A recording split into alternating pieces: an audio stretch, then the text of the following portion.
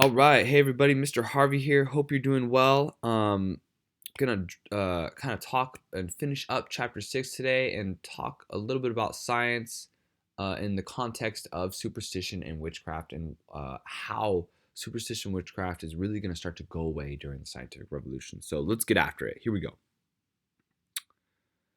All right. During the scientific revolution, people still held many, traditional beliefs, and we talked about that a little bit. People are going to be believing in the supernatural. People are going to be believing in superstition, magic, witchcraft, the demons. People are going to be holding on to their traditional beliefs. We're going to see these go away with science, but they are still going to be held among many Europeans. So we're going to see Europeans, hold these beliefs, but these beliefs are eventually going to be washed out by science. It's really a good example of Europeans holding these beliefs. Is Isaac Newton. Isaac Newton actually believed he was a magician. He actually believed he could perform magic. He was an alchemist. And so I don't want you guys to think that these ideas are going to be completely gone with the emergence of science. No, they're still going to be, superstition, the supernatural are going to be still very relevant during the scientific revolution. But we're going to see with science, with the Enlightenment, that these ideas are going to start to disappear. But many Europeans, in the early phases, 1500s, 1600s of the scientific revolution, are going to still believe in these. And we still believe, some people still believe them today. But we're going to see these ideas start to disappear with science. Let's talk about the witch hunts, okay? During the 1400s and the 1700s, we're going to see a massive increase in, the killing of witches, these witch hunts, where we would see people go out and, start executing, burning witches. And they're going to just erupt in Western Europe. Let's think about why. What's going on? The Renaissance, Reformation, our religious wars, secularism. We're going to see a lot of Christians, okay? A lot of Christians be uncertain. And this fear is going to lead to just a massive lashing out at a very vulnerable, scapegoated group of women and the witches, people who are considered witches or who dabble in witchcraft. We're going to see thousands of people die for performing magic. And we're going to talk about why. A little bit about witches. Witches were said to attend mass meetings known as sabbats, of where they flew. Witches were, and it's kind of weird because we still, when in terms of pop culture, when we discuss witches and witchcraft, our society today still attributes flying to witches. The best examples like the Wizard of Oz, the Wicked Witch of the West. She's on that broomstick. But witches were said to have these mass gatherings where they flew to, and they would, partake in magic and evil. Witches were believed to engage in sexual deviance, sexual orgies with the devil. Witches were believed to be cannibals, dabble in cannibalism. Cannibalism is just when you eat other humans. And so witches, we see that Europeans are going to attribute, very specific ideas and beliefs when it came to witches and witchcraft. Why did these panics occur? Religion. There's a lot of social, religious, cultural upheaval in Europe, from the 1400s to the 1700s, which we've been talking about, namely to do with religion, the Renaissance, secularism, the Reformation. We're starting to see Protestants. We're seeing Protestants and Catholics fight with our religious wars. And so we're seeing a lot of Christians feel uncertain. We're seeing people go, wait, there's no Pope? It's all been a lie. We're seeing people be, mass murdered with the St. Bartholomew's Day Massacre, the 30 Years' War that just obliterates the HRE in Germany. People are scared. People are fearful. And so when people are scared and fearful, they're going to lash out.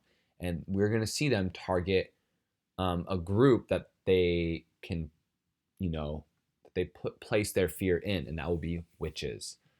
We saw this earlier, and we saw this earlier in the Black Death, that Europeans targeted who they blame for what was going on, the Jews. They're still doing this now, but a group that they really go after, and we'll talk about it. But a group they're really going after in this time also is witches, and we'll talk about who they consider witches. Let's talk a little bit about where witchcraft came from, and like the ideas that kind of generated where these ideas originated. Witchcraft are predominantly thought to have arisen from like early village life. This is probably pre Roman times, during the Roman Empire, pre medieval times. Um, Typically, witches were supposed to be these like cunning folk, these people with magical powers, and they weren't necessarily viewed in a bad light. It was kind of like a good and bad. Typically, in villages in Europe, you would have someone with supposed magical powers, and they had a very important place in village life, in village, in village culture. And these magical people could heal people. They could forecast your future, and they were there to help people, and they were very important and kind of revered in village life. We see, and this is really really important, and it's really interesting. We see people who typically made claims of knowing magic are people that needed a lot of security. That's going to be typically older, single, widowed women. And the reason why we will see women, these older, widowed, single women, make these claims is because, well, are you going to mess with someone back then when superstition and magic are totally believable who's going to make claims of knowing magic? You probably won't mess with them. And that's going to give these women who are very vulnerable security. So people are going to leave them alone. And also, it gives them an important place in the village. Like if someone needs to be helped or healed or something like that, there's a status that goes along with these women, and they could go out and they'll be sought after by people in the village. So it gives them a little bit of security and gives them a little bit more of like a status in a village. And we're going to talk more about women and the witches and who they were. This idea in witchcraft and magic is really important. People believed in magic. If they didn't believe in magic, there would be no witchcraft. People believe in magic. We talked about that with Newton. Newton literally believed he was a magician. These ideas are going to die out, but people still believed in magic, and it's really important. People believed in the supernatural. Science is starting to erode this belief. Science is starting to get rid of this belief, but people still do believe in witchcraft. This is interesting. When Christianity, and this isn't going to be super, super important in terms of the class, but I found this really interesting. Like early Christians were viewed like as dabbling in witchcraft by pagan, non-Christian villages in Europe. When Christians practiced the Eucharist, early, Europeans who were not Christians were saying that was a type of blood magic. And we're going to see that the Christian church actually kind of turn this into a way to, attract followers and, get rid of heretics. And as, they're going to say like, oh, well, if you're practicing the Eucharist in the confines of the church and with, a priest or someone who's sanctioned by the church to be able to do that, then that's okay. And that's that power was given to you by God. But if you practice this Eucharist outside of the church, then that's the devil's work and whatnot.